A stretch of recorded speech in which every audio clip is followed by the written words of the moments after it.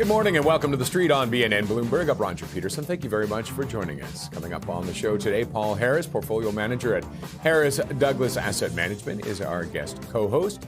And our featured guest today is playwright Michael Healy. We'll hear about his new show, Rogers v. Rogers. And we also want to hear from you this morning on First Call. Call us with your questions on North American and global large caps. We'll have Paul answer as many questions as he can. The number, 1-855-326-6266. We'll open the phone lines in about 30 minutes, and our email address is firstcall@bellmedia.ca. Now, some of the stories we're tracking for you in the BNN Bloomberg newsroom.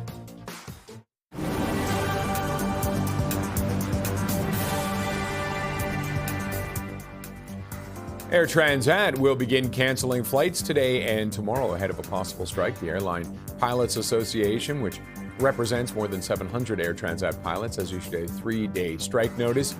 The strike could potentially begin on Wednesday. Air Transat says the flight cancellations are part of a gradual suspension of operations to prevent passengers, crew, and aircraft from being stranded abroad. The two sides have been negotiating over the past week, hoping to reach an agreement before the deadline. Montreal is hosting the G7 ministers to talk about artificial intelligence, quantum, and a range of key issues. The two-day event is part of a series of ministerial meetings with AI Minister Evan Solomon and Industry Minister Melanie Joly hosting. The gathering will have both an industrial policy agenda and a tech policy agenda. In June, a joint statement on AI said G7 countries would work together to accelerate adoption of AI in the public sector to enhance the quality of services for both citizens and businesses. And now to our top line story. It's the start of the week in which investors will be searching for clues on next year's interest rate path as they look beyond an all but certain cut at the Federal Reserve for the final meeting of 2025. And to set up this week, let's bring in our guest co-host, Paul Harris, portfolio manager at Harris Douglas Asset Management. Paul, thanks as always for joining us. My pleasure. It seems like everybody knows what to expect on Wednesday. Do you see any chance of surprises? No, I don't think so on the Fed side. I mean, they tend to be able to give out very good clarity about all these things. So I think that that's what's going to happen there. I think that when you looked at some of the data, they're still worried about unemployment, although the inflation numbers seem relatively, we're not in their range, which is below 2% or below. So I think that the market is implying that there's going to be a rate cut. I think it would be very difficult if they didn't do that. So I think the bigger issue for the Fed is what it's going to look like in 2026. Whether Powell leaves in May, there's going to be a new person, that Hessler gentleman, supposedly who's going to take over. I think the issue with him even is that if he's just coming there to cut rates, that's going to be a terrible thing for not only for the economy, but the bond market and property inflation. But I think that if he runs it as it's supposed to be run, I think there's the possibility that they look at the data, they make better decisions about where inflation is going and unemployment, and look at the two things that they're supposed to oversee. I think that's the important thing. Just to go there to reduce rates because you're Donald Trump's voice would be a very difficult thing for the economy, but also have very big impact, I think, on the bond market over the long term. So I think, I think that's the big issue with the Fed to see who's going to come in and what their, do they have a monetary policy view? Yeah. Right. The Bank of Canada, I think is really, given out that they're not going to probably cut rates when they meet on Wednesday. I think it's probably that makes the most sense because I think the Bank of Canada had a lot of foresight to cut rates a lot earlier because they felt the economy was slowing down. I think that they've kind of want to wait and see what happens with a lot of other issues that affect the Canadian economy, whether it's the U.S. tariff issue, whether it's, unemployment and growth and all these other things. So I think the Bank of Canada is probably the best thing to do is wait to see what happens. And if they see the economy deteriorate into 2026 more than they're expecting, I think then they can still, bring down rates. But I do think that they're standing pat for the next little while until they feel there's some major incident that happens that drives the economy into a worse situation. And they're at a rate which I think they feel comfortable that they're providing enough stimulus to the economy that allows the Canadian economy to sort of start to grow down the road. Okay, I'm going to go back to the Fed just for a second. This coming up, the rate cut or likely rate cut on Wednesday. Is it any factor in the fact that a lot of numbers are still missing the data numbers? Yeah, I mean, I think yes, We didn't see some, we didn't get. Yes. So in my view, yes, they're not getting the full picture, and it's but I think another quarter point's not going to change that very much. I think they were looking at unemployment, and I think they feel very uncomfortable. I think where they feel very uncomfortable is the inflation issue, because there's just not enough clarity on it, and the numbers are just all over the place on the inflation side, and their inflation numbers at the high end of their range. So I think that's what bothers them the most. I don't think the quarter point's going to make a difference. I think it's if you're expecting a lot more rate cuts in 2026, that could make a big difference, especially whoever's taking over. So I think that's going to be the issue that the U.S. economy faces. And bringing down rates in a what I would say is there's no clarity on a lot of things. Aggressively, not only adds to what could add to inflation expanding quite rapidly, but also the debt market taking a very different view than they do today about the U.S. economy, right? Not only at the debt level, but at the inflation level. And I think that you can see also, you saw rates come down, but the 10-year yield went up, right? That's just not normal, right? I don't know if anything's normal right now.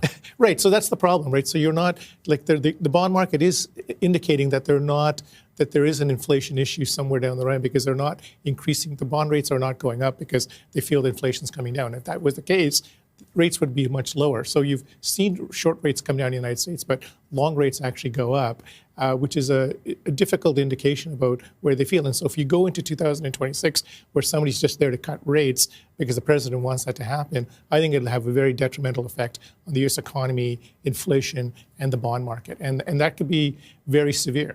Okay, and long term with the next appointment, we've had it before. There was concerns with the U.S. Supreme Court, but it seems like the court, even though it leans conservative, has stayed balanced.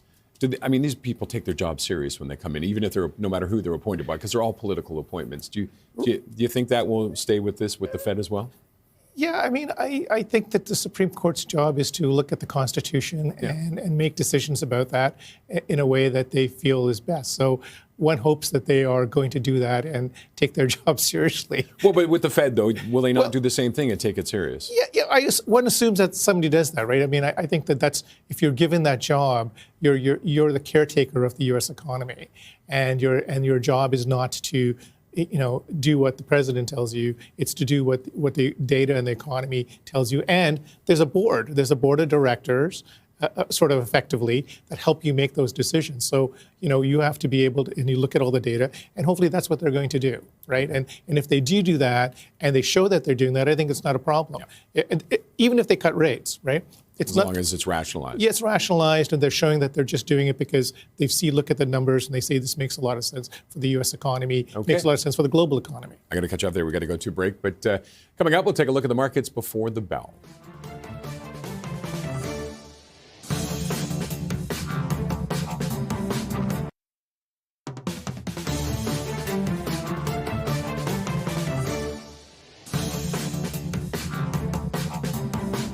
Let's see how things are shaping up on the markets. We'll start with the U.S. futures and up a little bit, mostly flat. Of course, everybody's waiting for the Fed rate announcement for Wednesday. Then we'll see if there's a Christmas rally after that. Moving over to Asia now, and very mixed there. You can see the Nikkei up ever so slightly. Hang Seng taking a hit, down 1.23%. And the CSI 300 up by 0.8. In Europe, consumer-focused names putting some downward pressure there. One of them being Unilever after its demerger. Magnum Ice Cream on its own. You can see the FTSE's off barely. It's a wash pretty much. CAC 40 down slightly, and the DAX up about a quarter point. And the TSX, let's see how it did, of course, on Friday. Closed down more than a half point. Energy materials and healthcare dragging things down. It closed off for the week about a quarter point. And winners and losers from Friday. Aecon up nearly 5%. G Mining Venture 3.25%. And Bausch Health was off by 6.88%. And Orla Mining off by more than 11%. And looking at the metals right now, all in the red, everything off right now. Still hovering around near record prices, though, as we approach the end of the year. As for oil, you can see Western Canadian Select was up on Friday. And south of the border, let's see what WTI is doing right now. It is down more than 1%. It's still inching up back towards that $60 a barrel mark.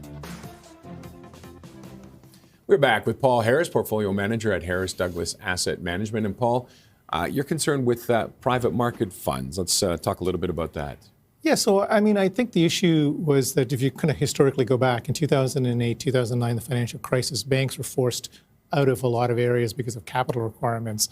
And that void was filled with what people refer to as shadow banking through private equity funds, private credit funds, and which is fine. I mean, you know, a lot of pension funds in Canada actually do a lot of the private credit business nowadays, and it's suitable for that thing. I think one of the issues that I have with it is that they're trying to sell it to the retail investor, and these kind of things. So one of the problems with these funds is that a bank is stress tested every year. Yeah. You know, we have regulatory. The numbers have to be there. Yeah, regulatory regime over banking, but there's no regulatory regime really over these things. They're funds. They can be sold to anybody, buyer beware, effectively.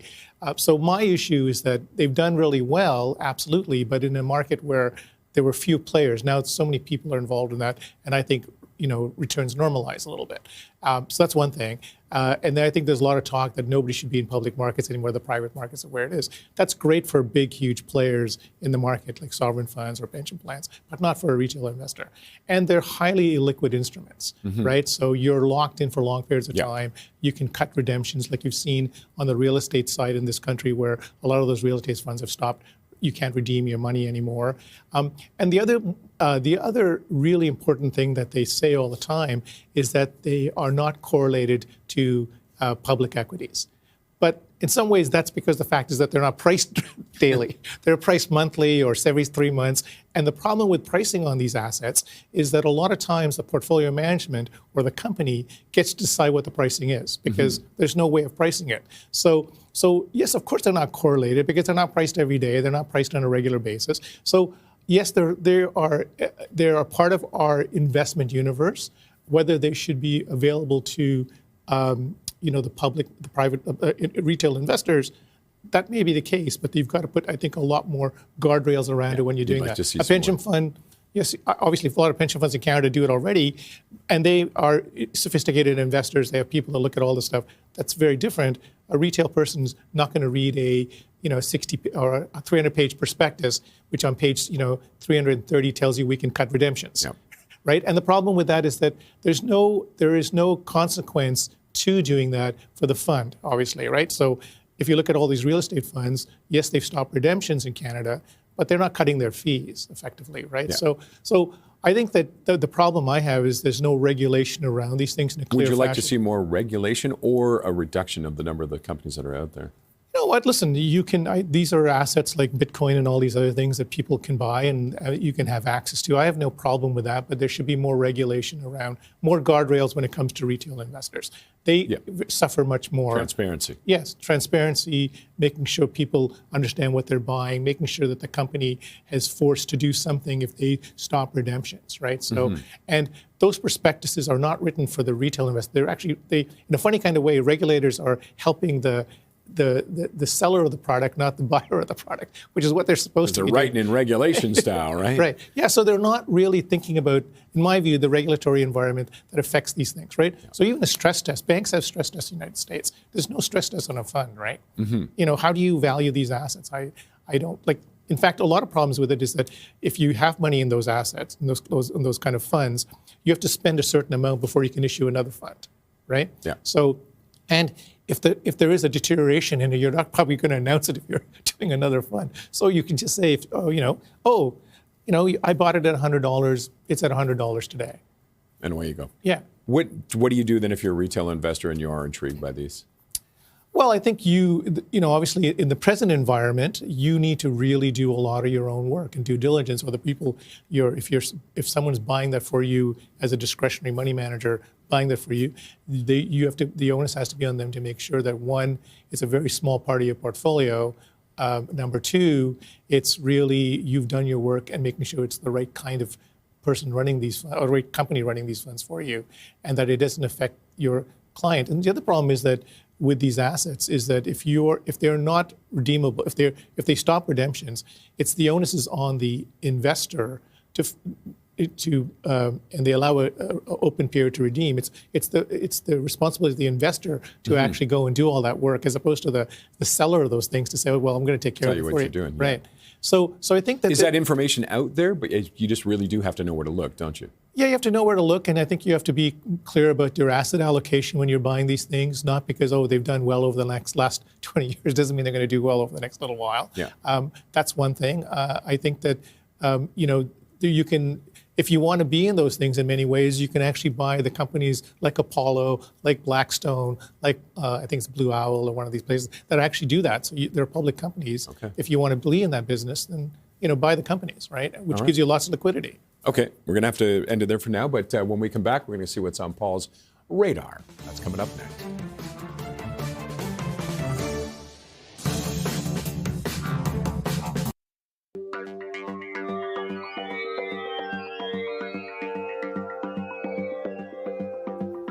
Time to see what's on Paul Harris's radar right now. Paul's a portfolio manager at Harris Douglas Asset Management. And first up, First Service. Why? Right. So First Service is a real estate company, but they manage real estate properties and they own these franchise things. So they own California Closets, Paul Davis. And so what I've liked about this company for many, many years, I've owned it for a long time, is that it's a very fragmented business still. Mm-hmm. So they grow by organic growth, but they also grow by acquisitions. And so although they're one of the largest players, they still don't own a very large percentage of the market. So that's one thing. I think that the other thing is that there's a slight annuity on the residential property side, simply because once you sign a deal with these people, you don't kind of switch every year, and there's an inflation increase each year on what they do. So you're protected. The stock has fallen a fair bit. You rarely see it fall at kind of buying it at these valuations. Mm-hmm. So it's always been expensive, but it's a great Canadian company. It's also very, it's a large part of their business is the United States. So I think that they kind of grow organically and grow through acquisition. And they've been very strong with acquisitions, not kind of paying up for everything they want. They really do have an acquisition strategy that really works well. So I like the story. I think you're buying it at cheap levels here. And what's the mix of organic and acquisitions? So it just depends on kind of the year. Yeah. But I would say generally sort of, you're seeing about a 10% kind of 5% organic and 5% acquisition growth. They're very specific about acquisitions. They may see something that may be, it kind of fluctuates between years depending on what they see on the acquisition side. But they're very good at sticking to their guns on the acquisition and not paying up, that's what's the important thing, because it is slightly a growth by acquisition story. Okay. Next up is Zoetis. Zoetis. Right. Zoetis is a animal healthcare company. They have two divisions. Big business. Yeah. So the first division is livestock, which did poorly during COVID because there wasn't a lot of livestock going on, work on livestock going on. But as you know, is as populations get wealthier, they tend to eat more protein. So livestock is, but it's a very kind of 5% growth business. Mm-hmm. The big business is the pet business. The pet business is huge. It's growing quite rapidly. The average cost of keeping a pet, not alive, but keeping a pet is about $3,000. Right? A year? Yeah, it's expensive. Holy. Yeah. I don't know if I love my dog that much. I love my dog, but so it's very expensive a year. Yes, very expensive. The other thing is that they become part of your family, so you do anything for them. There's not a lot of insurance. There is insurance for pets, but a lot of people don't do it. So a lot of things are out of pocket. There's not a lot of generic competition on the pet side on the pills. And also when you look for drugs for pets, it's a lot simpler because they tend to use human drugs pretty much and bring them to pets. So the testing process is a lot shorter. I was always astounded by that. Yeah, it's a lot shorter, all those sort of things. So I think that's one of the reasons I like it. The pet business continues to grow. It's trading at one of its lowest valuations. It has a return on invested capital of about 24%. It has some great products coming through the pipeline. They've suffered a little bit because I think that this market sort of ran up very aggressively during COVID because everybody was just getting pets all over the place. And then it's kind of slowed down. But I think right now at these levels, it's really worth buying at these levels. I think you'll do well with it over the next couple of years. And all those COVID pets are starting to get a little older. That's right. Okay, let's get one more in there. Adobe. Adobe. So Adobe is a stock we've owned for a while. I think the market feels that AI was going to be kind of a killer to Adobe. Yeah. And part of the problem with Adobe is that they kind of emphasized all their AI, what they're going to do in AI, all these kind of things, and overhyped their ability to do stuff. But this is a company that's sort of grown their, I think, from $3.4 billion to $6 billion today in revenue. They continue to grow their top line between 8 to 12%. They bought back about 10% of their shares. To me, that's a real effective compounder, serial compounder. So I think, and you're buying it at one of the lowest valuations you've seen. I think AI will make a difference to them, but I think they as a company overhyped it themselves. And so they gave analysts sort of this idea that it's going to really change their business. And I think AI will change your business, but over a period of time, and there'll be stops and starts through that. And it will help them, but not in the way that they were talking about so aggressively. And I think that's what hurt them. But I think, and also they wanted to buy a company called FEMA, but the deal didn't go through. I think in this environment it would have probably gone through, but it was in the Biden era, so it didn't go through. And so I think that sort of set them back a fair bit. But I think moving forward, you're buying over a low valuation. I think the fact that they're buying back their shares, that they continue to grow their top line, and AI will slowly have an impact on their business and not take away from their business. All right, I'm going to wrap it up there, Paul. But when we come back, a new play based on the Ted Rogers family empire is running at Crow's Theatre in Toronto. We'll talk to its playwright, Michael Healy, about it after the break. And of course, our phone lines will open soon for our first call segment, 1-855-326-6266. You can also send us an email, firstcall@bellmedia.ca.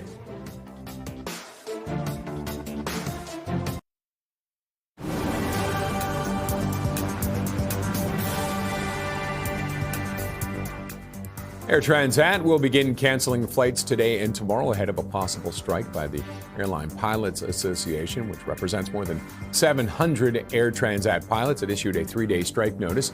The strike could potentially begin on Wednesday. Air Transat says the flight cancellations are part of a gradual suspension of operations to prevent passengers, crews, and aircraft from being stranded abroad. The two sides have been negotiating over the past week, hoping to reach an agreement before the deadline.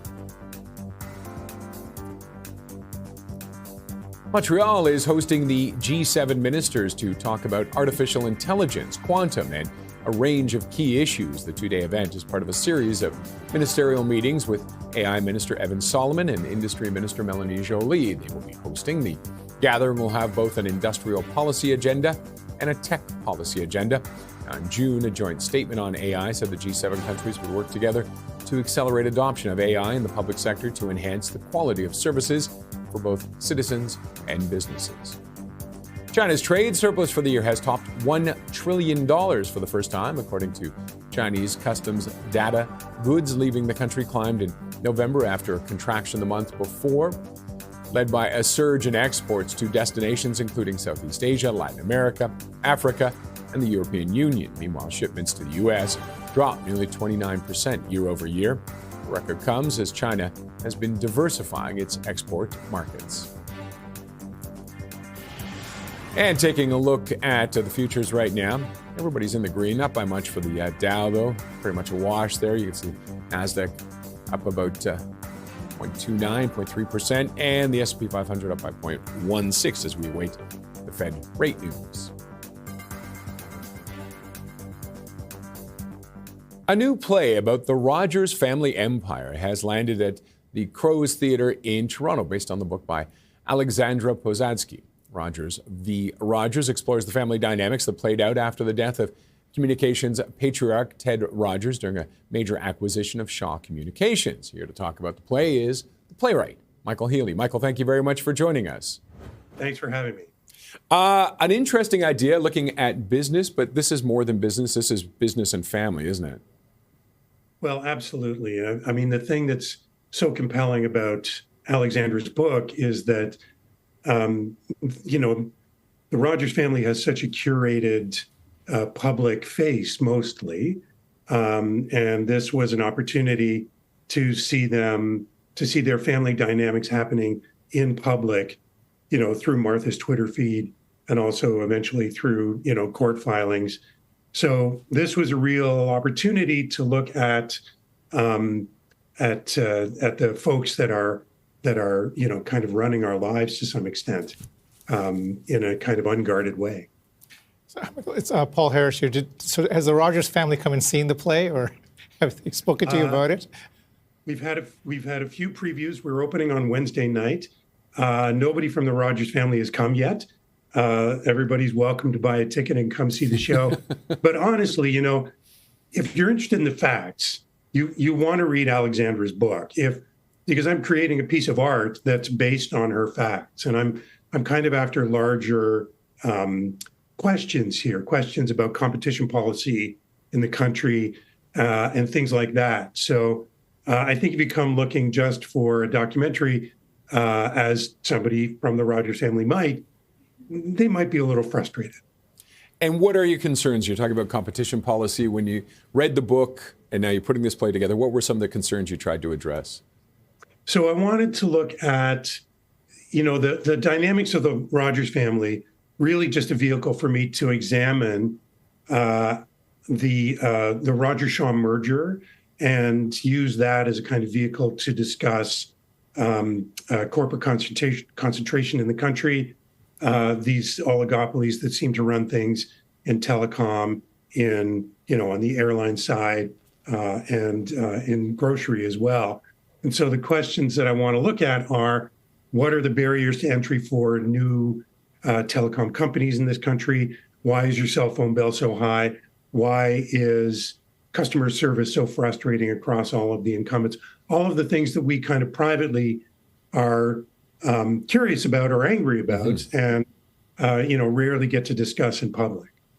So you did another play called Master Plan, I guess, which dealt with the Alphabet Group. Is this where you feel this kind of mixture between art and business and putting those things together? Is that something that's been a part of your life, or why does this so interest you so much?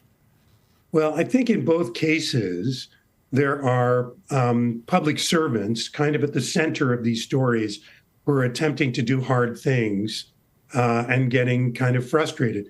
And that frustration being thwarted makes for great comedy. It makes for great drama.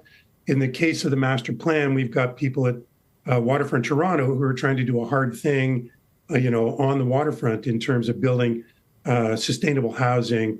And in this case, we've got Matthew Boswell, the Competition Commissioner of Canada, who is bound and determined to stop the merger of Rogers and Shaw, even though the Competition Commission has never been able to fully block the merger of two companies in history. So he's attempting to do a hard thing here. It drives him nearly crazy that he's unable to do it. And that makes for good entertainment.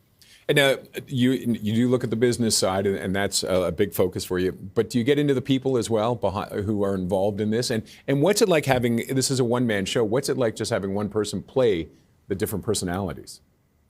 Well, the interesting thing about this story that I realized, pretty early on, is that Edward Rogers is attempting to do something kind of way outside his comfort zone, which is take over his father's company. And Matthew Boswell is attempting to do this thing that's also very hard, which is to block this merger. And so here are two guys who are kind of operating way out over their skis, trying to do a hard thing, one in his own self-interest and one in the public interest. And the parallel between their two dilemmas made me realize that if they were embodied in one actor, then we could have something, a kind of fun energy, a kind of fun dynamic created on stage. And that you feel that's coming together. Is there a sequel in the works, or what's your next focus? I know we don't want to get ahead. We don't want to get over our skis too much, but right. What's next for you? What do you see yourself tackling? Well, it's really up to my last two books, or my last two plays, have been based on Globe and Mail reporters' business books. So I'm just going to wait around until somebody at the Globe and Mail writes another entertaining book, and then I'll take a stab at it. Okay, Michael, thank you very much for joining us today. We appreciate it.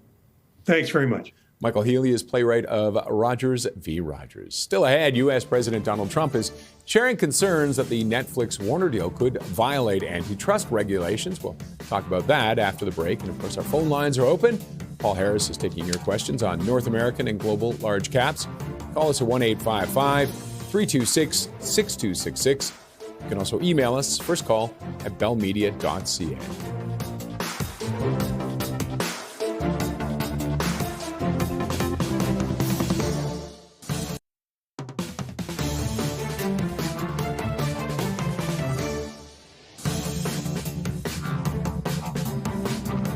U.S. President Donald Trump is raising potential antitrust concerns around Netflix's planned $72 billion acquisition of Warner Brothers. The transaction would combine the world's number one streaming player with HBO Max, and the Justice Department's antitrust division could argue that the deal is illegal because the combined market share would put Netflix well over a 30% threshold. Lawmakers have already faulted the transaction as harmful to consumers.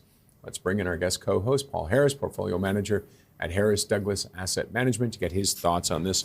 Paul, where do you think this is going to go? It's going to go to court first. Yeah. Where do you think it's going to go? First of all, I think that the issue with Netflix wanting to own this is really about the library, which is pretty fantastic, right? So that's one thing. Whether it's Game of Thrones or Friends and all these other things shows. So that's one thing. It's the first time they've ever made an acquisition. I mean, they've really grown organically, right? And so when you look at the deal from a money point of view, it doesn't take, I think if they get to 4.8 million subscribers more, they will actually cover the deal very quickly. So I don't think that's the big issue. The issue is really this antitrust thing. It's really funny because Paramount wanted to buy it, and they would have own CNN and a bunch of other news stations, which would have, which would make them put them into an antitrust thing, but as well. But I think the issue for Netflix is that content is king really in their world, and they have access to this great content, which going forward, they're not buying the legacy stations, of course. CNN, they're going to be separated, spun out. So they're really just buying a lot of the content that they get, and they really want that. And I think the big issue for a lot of people is, one, cinemas don't like it, because as you know, when Netflix brings a movie, they don't put it in cinemas unless they have to keep it in there for 10 days to get to the Academy Awards. So they don't really do that. So cinemas are very unhappy, and that's a very declining business. And I think I'm not sure why people in sort of the acting world and all that stuff are so unhappy with something like this. It seems to be that Netflix has created far more content than anything else. And I think there's ego. I think they want to see themselves up on the big screen. Maybe, but let's take a very simple, thing like documentaries. I mean, they were dying before Netflix came around, and now tons of documentaries, right? So I think that Netflix and a lot of these streaming things have added a lot of value to that. I'm not sure. I think the cinemas are going to continue to slowly die because people just don't want to go there anymore, right? It's just. I love going to the theater. No, it's fine. It's fine, but you're probably a very small percentage of people. So, one of the few. Right? And so I do think that it'll probably go through some antitrust issues. I think there are a lot of people, either Paramount or even Comcast, are kind of worried about it because Netflix is by far the best streaming environment. Yeah. But a lot of places stream, like YouTube. You can get all kinds of stuff on YouTube. Well, that's what they're talking about. YouTube is probably the big competitor for Netflix. Yeah, YouTube, and all these guys do have, like Disney is still a very strong streaming business. The people that don't like it are the ones that have very poor streaming businesses, like Paramount and Comcast, right? So I think that those are the ones that are worried about it. I understand that these things it's a difficult environment because they're going to have what's perceived as 30% of the streaming business, right? But in the theater business, there's a few people. Still 70%. Yeah, that isn't owned by them. Yeah, and in the theater business, it consolidated quite dramatically, and the theaters were just owned by a few players as well, right? Yeah. So I think they have to go through the process. I mean, Donald Trump saying that I don't think makes any difference whatsoever. I was going to say, what weight do you think Trump's comments hold? Well, I mean, he may be saying that for all kinds of reasons, right? He just read it and whatever, who knows? But I mean, in the end, it's hopefully the Justice Department that makes that decision. He may have some influence over that, obviously, but he's just showing that he can have influence. So you're going to have to deal with him. That's all. I think it's more in that respect. I think he's just saying, well, in some way, you're going to have to deal with me and talk to me about it because you're not going to do this without talking to me, and I eventually will kind of help make that decision. I don't think he necessarily would disagree with Netflix doing that. Okay, well, I know because he's a businessman. Yeah, so maybe he feels comfortable with it, right? I don't know. I got to leave it there. Yeah. Sorry, Paul. I didn't mean to get another question because we could talk more about this. But coming up, the union representing Air Transat pilots has issued a 72-hour strike notice. We'll have the latest after the break.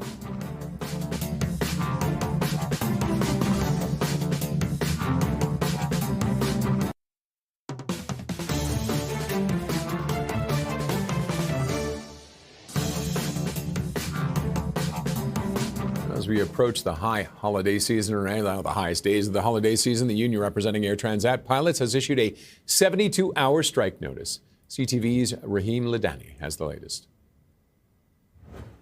Those planning to fly on Air Transat may have to look for a different flight as the company's pilots edge closer towards walking off the job. We're ready, we're engaged, we're at the table, and we want a deal to make sure that our passengers can get to their destination. The Airline Pilots Association says 99% of the airline's 750 pilots have voted in favor of a strike if necessary, saying management has left them no choice and that they've been without a new agreement since 2015. We're trying to bring compensation up to date along with our pension, the benefits, and also one of the most important items, job security. Transat AT Inc., which owns the leisure airline, calls the union's move reckless.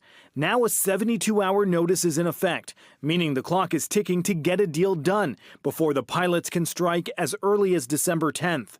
However, the airline says it has no choice but to start canceling flights beginning Monday, with a complete suspension of flights on Tuesday. It's bringing, uncertainty as to how people are going to get down south and they're going to be able to reach loved ones. The two sides have been negotiating for nearly a year without success. The airline saying it has offered a 59% salary increase over 5 years and major improvements to pilots' working conditions. It's in line with the gap that we felt that we needed to bridge to be in line with the Canadian market. But without a bridge at the bargaining table, passengers are caught in the middle. Right now, there's about 24 aircraft that are in the air, and they're servicing like 60 destinations. So there are people that have booked flights.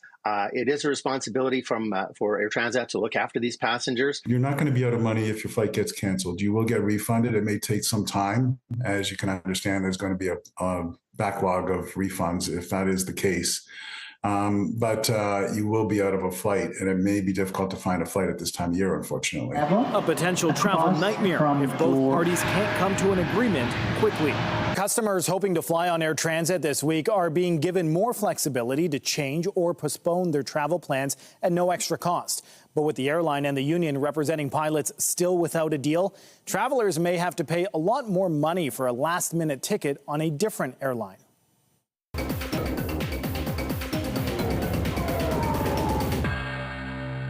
And let's stay with the airline industry and take a look at some notable analyst calls and recommendations in the sector. First up from BNP Paribas Exane.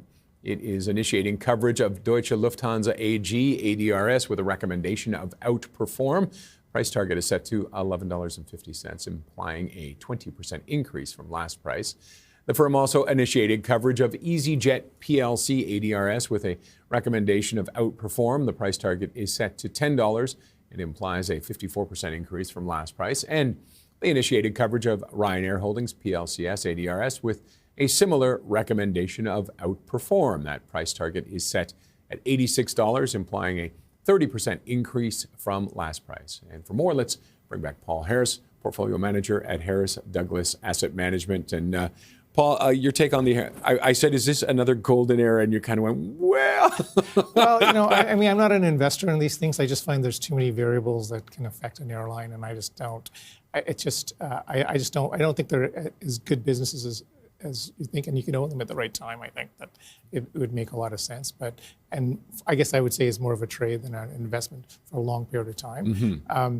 So that's one thing. I think in some ways it is a great time to be traveling. I think airlines have kind of, you have, before that you used to have, economy and business. Now you have a premium economy and all these other things that makes it a lot easier to travel in a more comfortable way. I think most airlines have moved their business section to be bigger because they feel people are more than willing to pay for those things. So I think that's a great thing. I think that probably on the business side, maybe there's less travel than there used to be because people use Zoom and all these other things. But nonetheless, I think that, it is a good thing. I think it's a much more difficult thing in this country, a very big country with not many airlines, and costs in this. Toronto is one of the most expensive places to park an airplane, yes, right? The the taxes, GTAA, right? yeah.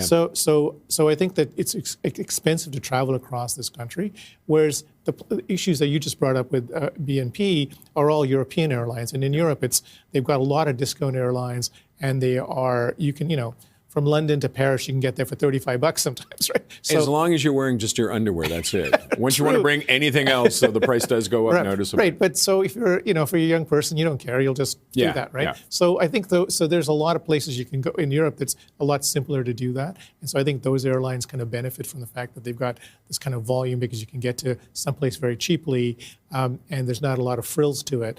I think it's much difficult in Canada. And the US is slightly different because there's a lot more airlines there as well. But it's just not an industry that I think that is worth owning for the long term. You may want to own it when you have sort of these kind of crashes in the business, and then you can see it recovering. And I think that's fine. But that's more like a trade to me than saying it's a great long-term investment, because there are way too many variables that affect an airline. Okay, we'll leave it there. When we come back, Paul Harris will take your questions on First Call.